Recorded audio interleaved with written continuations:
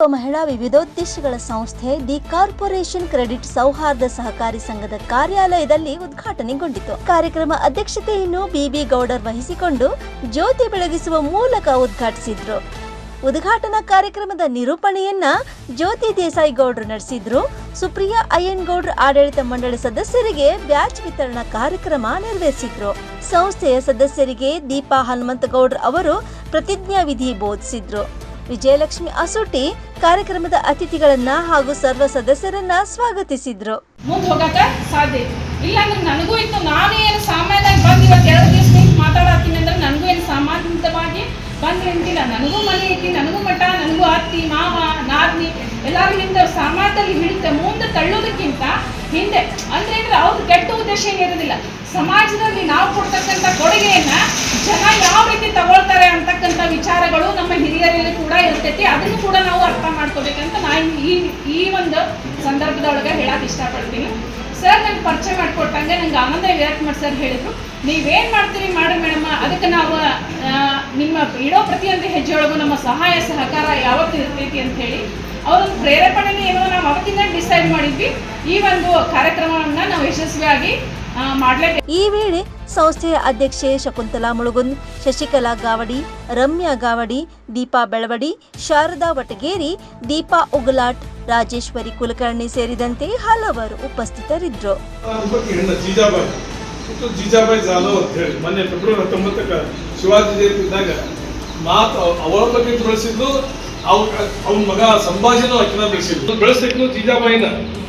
ಅವಳು ಕೊಟ್ಟ ಒಂದು ಶಿಕ್ಷೆನ ಹೆಂಗಿತ್ತು ಅಂತಂದ್ರೆ, ಶಿವಾಜಿ ತನ್ನ ಜೀವಮಾನದಾಗ ಒಮ್ಮೆಯೂ ಸಹ ಏನಾಯ್ತು ಅಂದ್ರೆ ಈ ಅವ್ರು ಹೇಳಿದ ರೇಟ್ ಕೊಟ್ಟು ಐಟಮ್ಗಳನ್ನು ಖರೀದಿ ಮಾಡಿ ಬೆಳವಣಿಗೆ ಮಲ್ಲವನ್ನು ಕೂಡ ಜಗಳ ಹಿಂಗೆ ಆಗ್ತದೆ. ಹಾಲಿನ ಸಮಸ್ಯೆ ಬರ್ತು. ಒಂದು ಆಕಳು ರೈತ ಕಡೆ ಹೋಗಿ ಈ ಹಾಲು ನಮಗೆ ಕೊಡ್ರಿ ಅಂತಂದಾಗ ನಾವು ಫ್ರೀ ಅಂತ ಸ್ಥಿತಿ ಒಳಗೆ ಶಾಂತಾ ಮೇಡಮ್ ಅವರು ಅದನ್ನು ಮುಂಚಿನ ಒಳಗೆ ತಗೊಂಡು ಅವರೇ ಸ್ವತಃ ಅದಕ್ಕೆ ಯಾವ ರೀತಿ ಲೆಕ್ಕ ಬಾಕಿ ತೋರಿಸ್ಬೇಕಂತ ತಿಳ್ಕೊಂಡು ಅವ್ರನ್ನ ರೆಡಿ ಮಾಡಿ ನನಗೆ ಇವತ್ತು ಈ ಸಂಸ್ಥೆ ನಡೆಸೋಕ್ಕೆ ಅನುವು ಮಾಡಿಕೊಟ್ಟಂಥ ಅವ್ರಿಗೂ ನಮಸ್ಕರಿಸುತ್ತಾ, ಮತ್ತು ಈ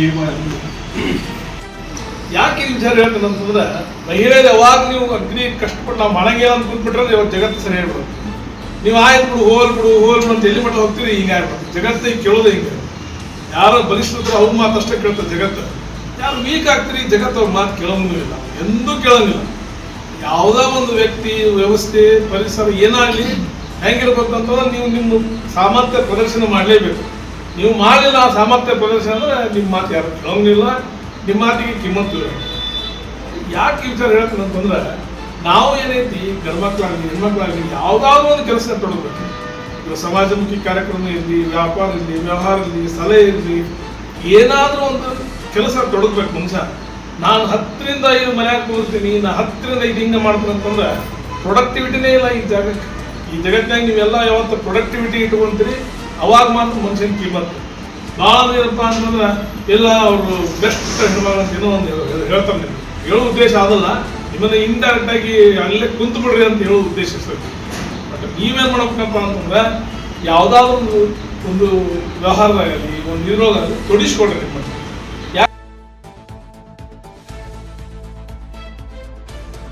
ರೈಸ್ ಆಫ್ ನ್ಯೂಸ್ ಗದಗ್.